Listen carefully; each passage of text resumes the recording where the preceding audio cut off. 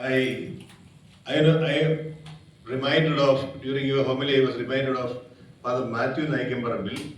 He goes on giving the word of God without giving the reference. So I found your homily was also the same pattern. You went on giving the word of God without giving the reference.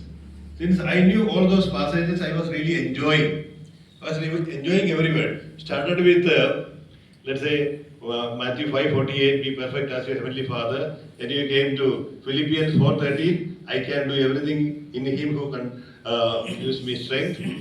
मैं उस प्रभु में सब कुछ कर सकता जिन्होंने मुझे बल प्रदान किया है. So then you continued with the word of God.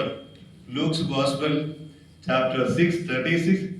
Be merciful as your heavenly Father.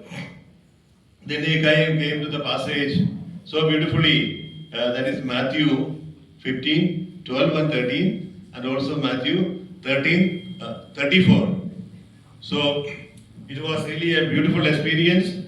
Then remain in me and I remain in you. John's Gospel, chapter 15, 3, 4, 7, all these, and you connected so beautifully well. And concluded with the message, that is something very special for me. You gave a beautiful summary how we could be perfect, how we could be holy. There is only one holiness, that is the holiness of God. We become partakers of the holiness of God in and through the person of Jesus. And you concluded with a beautiful message telling Luke's Gospel, chapter 24, 49.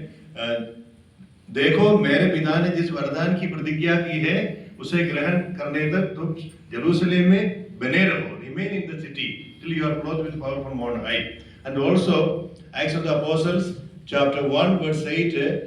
When the Holy Spirit come upon you, you will receive power and you will be my witnesses in Jerusalem, Judea, Samaria, and to the ends of the earth. So, and the culmination was 1 Corinthians chapter 1:30. ईश्वर ने मसीह को हमारी पवित्रता, धार्मिकता, उद्धार और ज्ञान बना दिया है. इसलिए हम मसीह के साथ संयुक्त होकर ईश्वर के पवित्रता के भागी बन सकते हैं. So today we are going to the first session also about the word of God in the context of Evangeline Nuntiandi. When you know the word of God, you enjoy every word that is given. The homily, every word that Bishop was speaking, I was enjoying because I was very familiar with the word of God.